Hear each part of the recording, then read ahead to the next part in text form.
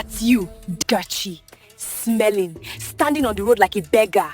Old woman, move away from my front. My child, even if you cannot help me, speak gently, do not insult me. Water is life.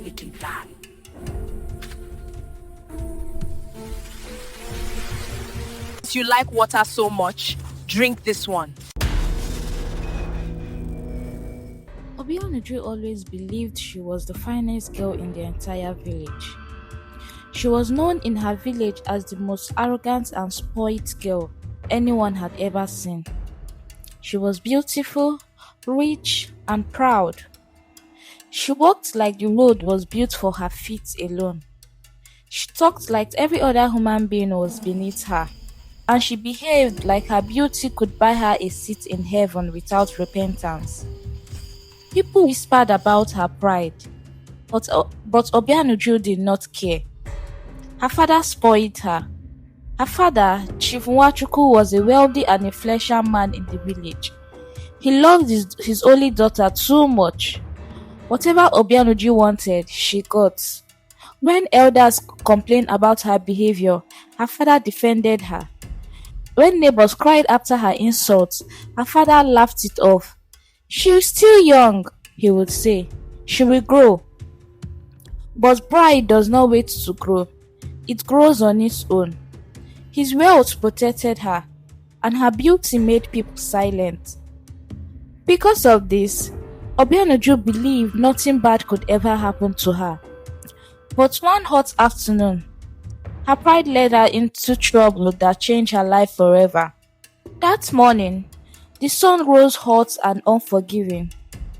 Obianuju tied her wrapper tightly, placed her fine clay calabash on her head, and walked towards the stream. She liked fetching water early, not because she was hardworking, but because she wants people to see her. She walked with her shoulders high, her neck straight, her steps slow and deliberate. On her way back, with the calabash now full with water balanced neatly on her head, she met an old woman standing by the narrow path. The woman looked weak. Her clothes were old and faded. Her back was bent. Her lips were dry and cracked. Her eyes looked tired, like someone who had walked too far without rest. She leaned on a walking stick and raised her hand gently and spoke in a soft voice. "My daughter, please help me with a little water to drink. I am very thirsty. I've been walking since morning." Obianuju stopped walking. She looked at the old woman slowly, from head to her feet, without greeting. Water was heavy on her head, yet her heart was heavier with pride. She sighed loudly. "Old woman," she said with irritation, "do you know who I am?" The woman shook her head slowly.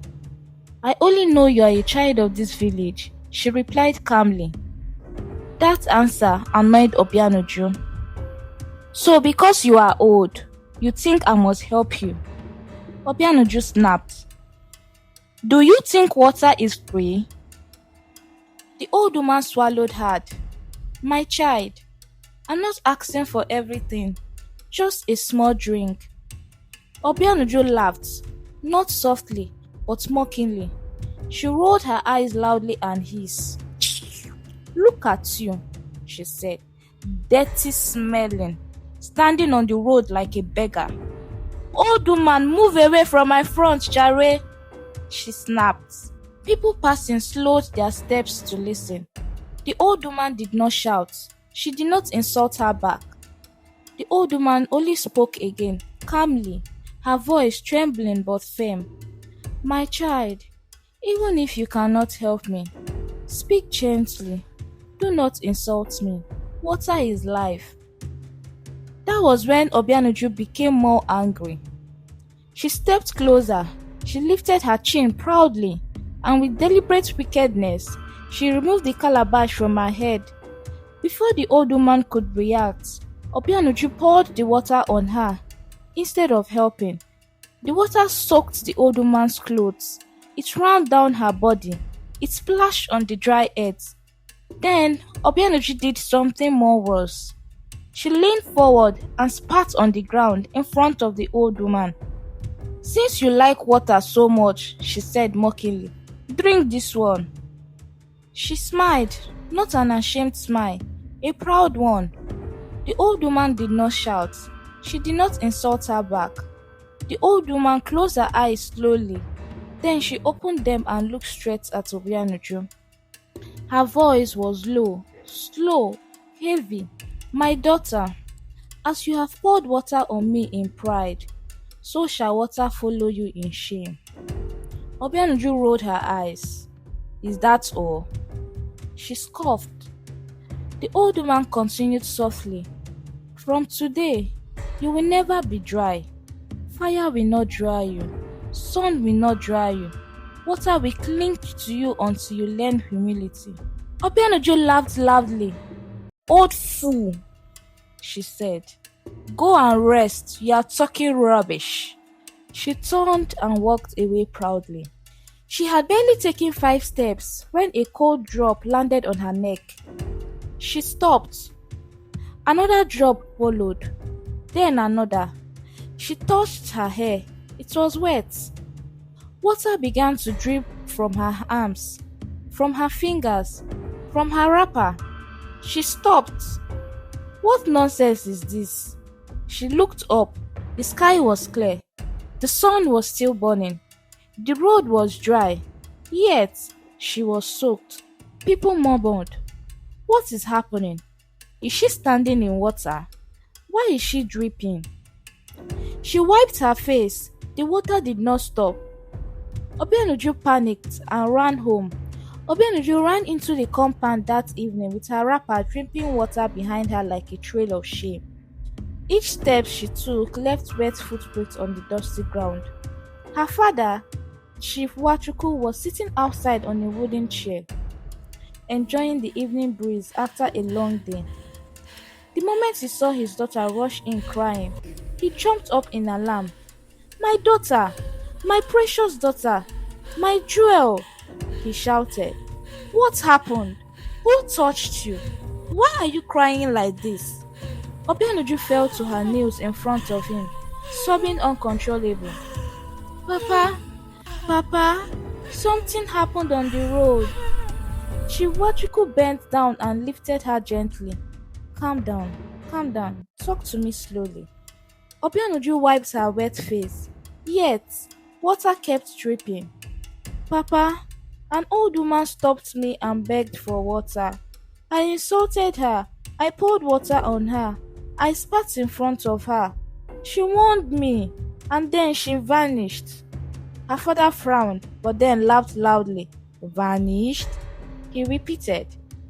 "Obianuju, my daughter, stop this nonsense." "But Papa," he waved his hand dismissively. "Old women talk rubbish when they are hungry. You probably closed your eyes," and she walked away. Obianuju shook her head violently. "No, Papa, she disappeared." Before Chiwachuku could respond, water suddenly poured down Obianuju's arms again and splashed on the ground. Her father paused. He blinked, then forced a smile. "Maybe you just spilled water on yourself earlier. Go inside, change your clothes." Obianuju went inside quietly, hope fighting fear in her heart. Morning came slowly, but Obianuju did not sleep. Throughout the night, water continued to drip from her body onto the floor. Each drop sounded loud in her ears. Each sound reminded her that something was terribly wrong. At first light, she sat up on the bed. For a moment, the room was quiet. She stretched out her hands. They were dry. Her heart jumped. Maybe it has stopped, she whispered to herself. Hope entered her heart gently. She stood up, removed her night wrapper, and bathed carefully. She dressed in her finest clothes, a clean wrapper, a neat blouse, and her favorite scarf. She looked at herself in the mirror and forced a smile. "You are Obianuju," she told herself. "Nothing follows you." She stepped outside proudly. The compound was quiet. She took one step, nothing happened. She took another step, still nothing. She lifted her chin and smiled. Liars! She muttered. All of them. Just then, two young girls from the village approached her. They were laughing and talking until they saw her. They greeted politely. Good morning, Obianuju. She stopped walking immediately. Her face hardened. What is it? She asked sharply. Why do you people greet me like we are mates? The girls exchanged looks. It's just greeting. One of them replied calmly. We meant no harm. Before she finished speaking, water suddenly poured down Obianuju's head. It rushed over her face, down her neck, soaked her clothes instantly. The water splashed loudly on the ground. Her scarf fell. Her wrapper clung tightly to her body. The girls froze for a second. Then one of them burst out laughing. Is rain following you? She asked between laughter. The other added, or did your house break overnight? People nearby turned to look. Some laughed, some whispered. Obianuju's face burned with shame. She ran back into the compound, water splashing behind her. On her way back home, a damp smell followed her, a strong, unpleasant smell of dampness and rot. The water clung to her body like a curse. She entered her mother's room crying loudly. Mama, Mama! Her mother, Mama Uzamaka, was seated on a low stool grinding pepper. She did not jump up. She did not shout.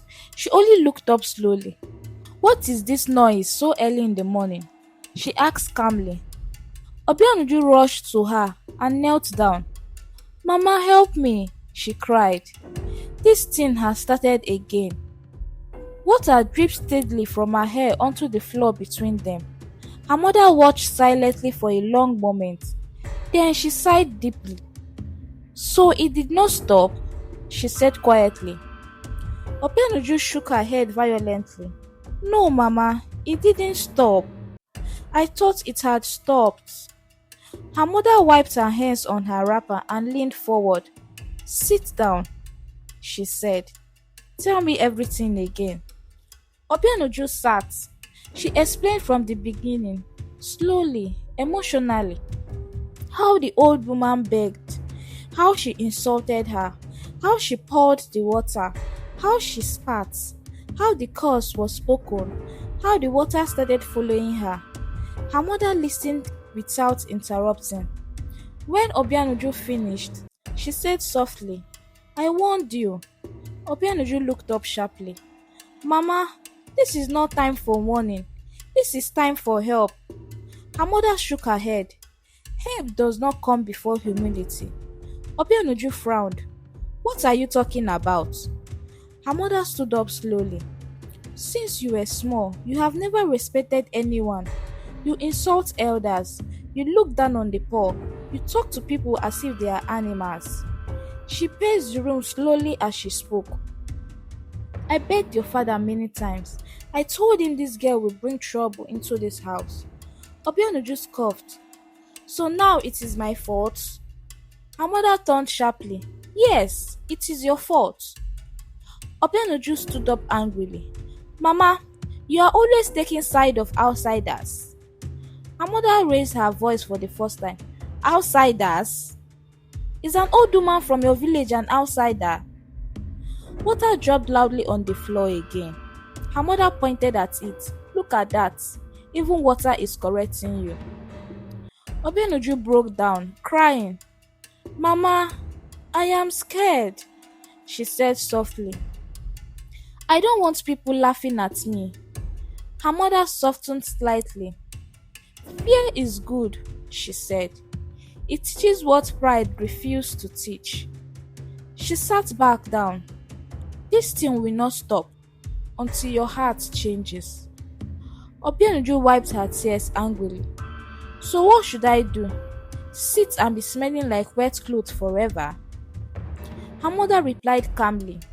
Learn humility. Obianuju scoffed again. Humility will not dry me.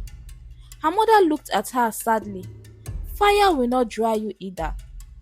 There was silence. Chiwatuku entered the room and frowned. What is all this noise? He asked. He saw water on the floor. He saw Obianuju soaked. He sighed. This drama again? Mama Uzamaka faced him. You are the one that caused this, she said firmly. He waved his hand. Stop it. She continued. You spoiled her. You taught her pride. Now look. He turned to Obianuju. Go inside. We will handle this. She walked away angrily, dripping water. Mama Uzamaka shook her head slowly. This thing is deeper than you think, she said. But Chiwachuku refused to listen. That night, sleep avoided the house of Chiwachuku.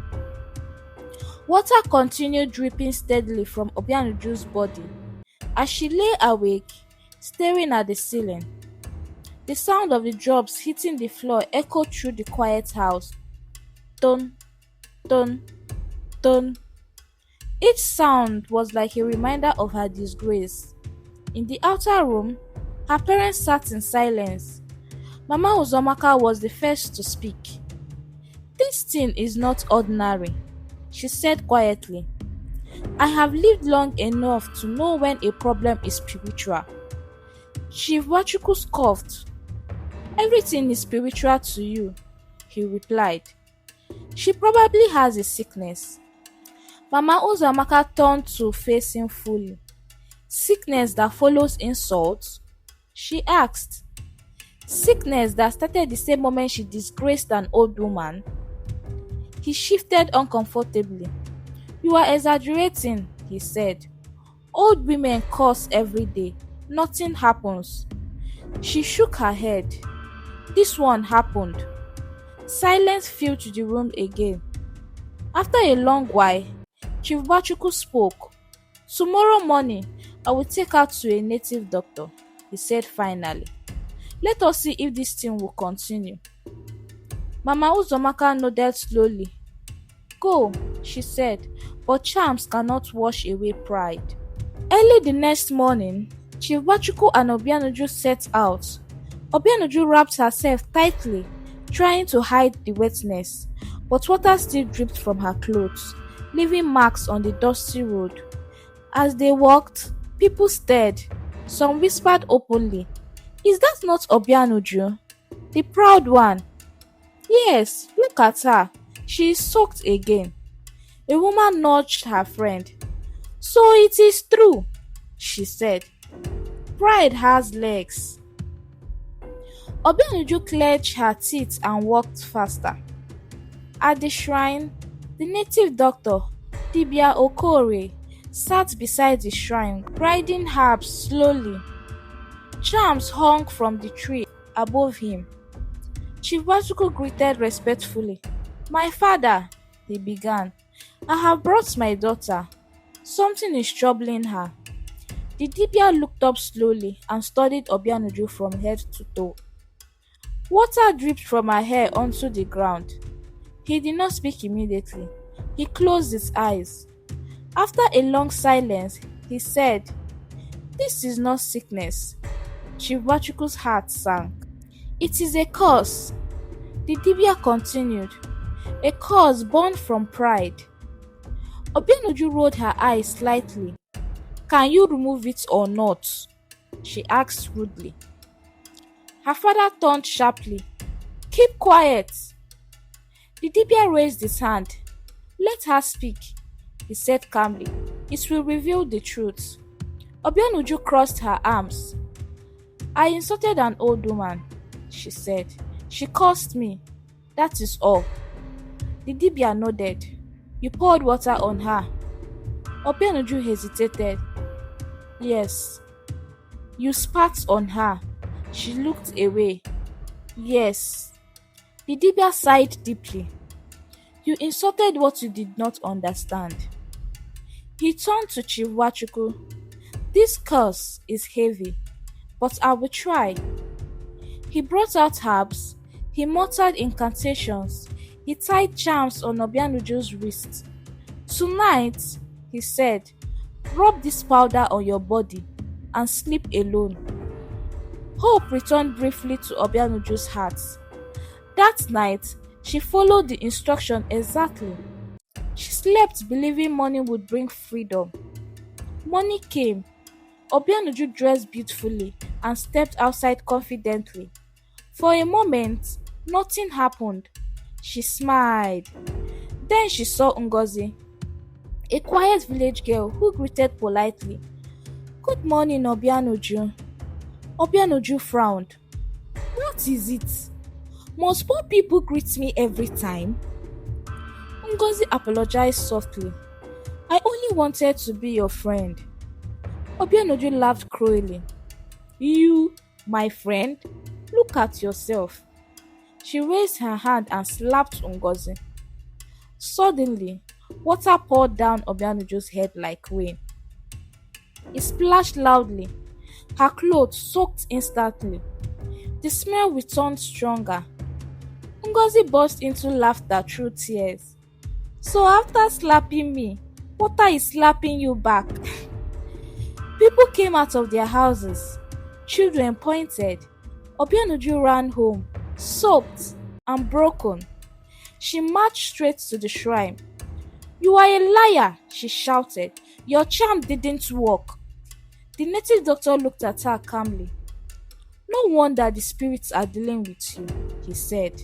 Your mouth is sharper than knife. She insulted him again. He shook his head. Respect is like water. If you don't have it, nothing flows. Go, he said. Your cure is not in my hands. She stormed out angrily. From that day, Obianuju's problem was no longer a secret. At first, people whispered behind closed doors. But soon, the whisper grew bold. The market was buzzing. Women and men sat in groups discussing one topic, Obianuju. Have you heard? That proud girl. Yes, water follows her like a shadow. She's always soaked. And the smell, eh? Ah! Two villagers stood near the market square, speaking loudly without shame. One shook his head slowly. My sister, can you imagine Obianuju that used to walk like a queen? The other laughed. Queen of where? She's now queen of wetness. Everywhere she passes, water is dripping. The man sighed dramatically. I almost fought my girlfriend because of that girl. I was crushing on her. The woman gasped. You? Crushing on Obianuju? For what? He laughed bitterly. Beauty blinded me. Now, if she passes, I will run before the smell catches me. They burst into laughter. The woman leaned closer and lowered her voice. Do you know she insulted my late parents one day? I begged her to teach me makeup. She called me poor and dirty. The man shook his head. No wonder her pride has turned to disgrace. The girl nodded with deep satisfaction. Sounds her right, she said with a wicked smile. Who will marry her now? Which man in this village will even look at her twice? She thinks she's above everybody. Another laughed and added, now even small boys will be afraid to greet her. Before you know it, she will soak them with water. They both burst into laughter again, louder than before. The man beside her shook his head slowly. Life is strange, he said. Someone who behaved like a goddess has now become the village river.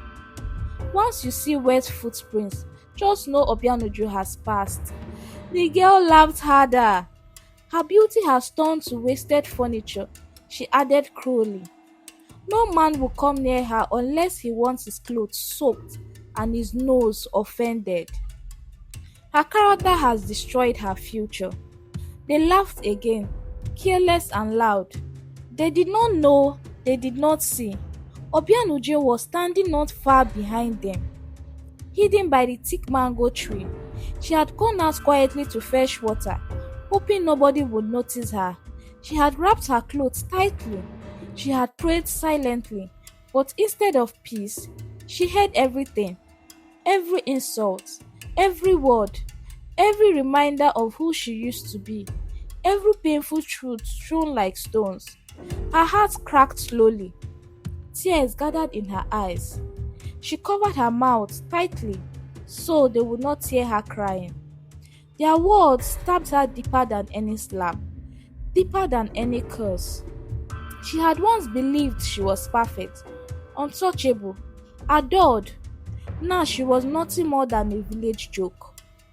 Quietly, Obianuju turned around and walked back home.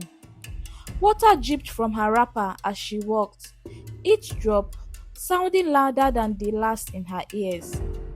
Her eyes burned, her chest was tight with shame and fear. She whispered to herself, "Is this truly my life now?" But she did not know. The lesson was far from finished. Meanwhile, on the other side of the village, while Obianuju hid inside the house, crying quietly, something unexpected was happening. A young man named Chinedu, who lived in the city, has just arrived. He was tall, handsome, well dressed, and known for having a calm heart. He went straight to his mother's compound with purpose. "Mama," he said confidently as soon as he entered, "I've come home for something important." His mother looked at him suspiciously. "Important like what? Did you lose your job? Did someone chase you from the city?" Chinedu shook his head. "No, Mama." "Then what?" she asked. "I came because I want to marry Obianuju." His mother shouted immediately, "Marry who? Obianuju?" Chinedu repeated calmly, "Yes, Mama." Chief's daughter. His mother placed both hands on her head. "God forbid bad thing. Chinedu, don't joke with me. That girl, that same Obianuju, never." Chinedu laughed softly. "Mama, why are you shouting? What is wrong with her? She's beautiful, classy, neat. When I came home months ago, she greeted me. We talked for a while. I think I like her." His mother hissed so loudly that even the chickens scattered. "Like who?" "That girl. That girl is cursed." Chinedu blinked. "Cursed? Mama, how?" His mother leaned closer and whispered loudly, "She pours water everywhere she goes. Water follows her." Chinedu burst into laughter. "Mama, water? People fetch water every day. People spill water. So water is now a curse?" His mother slapped his arm lightly. "Keep quiet. This one is not normal water. This one is heavy. It is constant. It is embarrassing." Chinedu laughed harder. "Mama, maybe she has a medical problem. Maybe it is sickness. Maybe she needs treatment." His mother shook her head fearlessly. "You think this is hospital matter? My friend saw her on the road. Every few steps, water was dripping. People were dodging. Children were laughing. Even the ground was tired." Chinedu tried to stop laughing but failed. "Mama, please, you will kill me." But his mother was serious. "Chinedu, listen to me. That girl insulted the wrong old woman, and now something is following her. They say she ran home soaking like she fell inside river. You want to marry that kind of girl? You want to take her to the city? Do you want your neighbors to complain every day?" Chinedu shook his head slowly. "Mama, you don't understand. I like her. Wet or dry, she is still human. And what if she is sick? I can take her to the hospital. Doctors can check her." His mother stared at him like he had lost his senses. "Fix what? This is not ordinary problem. Even doctors will be confused." Chinedu folded his arms. "Mama, everybody deserves love. I cannot judge her because of embarrassment. Maybe she needs someone to care, someone patient, someone calm, His mother spaced angrily. Why can't you choose a normal girl? Why Obianuju? She is proud. She insulted people. She looked down on others. Chinedu nodded. I know, but maybe that is why she needs someone like me. People can change, Mama. His mother raised her hands dramatically. I reject it. I refuse it. I don't want a daughter-in-law who drips water before she speaks. Chinedu sighed deeply. Mama, whether you agree or not, I will marry her. I will talk to her. I will help her. Maybe God sent me. His mother dropped her hands slowly. God, why me? Chinedu smiled gently. Mama, you will like her when you see her calm side. She shook her head. When pride meets spiritual lesson, she said, only humility can save her. Chinedu touched her shoulder softly. Love will save her. She sighed. My son, may God go with you. The next morning, Chinedu dressed neatly and walked straight to Obianuju's compound. He found her father sitting outside. Good morning, Chief. He greeted respectfully. The chief smiled. Ah, Chinedu, what brings you? Chinedu cleared his throat. I came to talk about Obianuju. The chief raised his brows. Obianuju? What about her? I want to marry her. The chief froze. Marry who? Your daughter, Chinedu repeated. The chief sighed deeply. You know what is happening to her? Yes, sir. And you still want her? Yes. She needs help, not shame. The chief called out, Obianuju, come out here. Inside the room, Obianuju froze. Her heart raced. She stepped out slowly. When she saw Chinedu, she gasped. He smiled warmly. Good morning. She looked down shyly. Good morning. Her father spoke proudly. Obianuju, this man says he wants to marry you. Her mouth fell open. Me? Like this? Chinedu nodded. I don't care. Hope entered her heart. She whispered, Thank you. But suddenly, water dripped heavily from her wrapper. She froze. Her father covered his face. Not now, she whispered. But Chinedu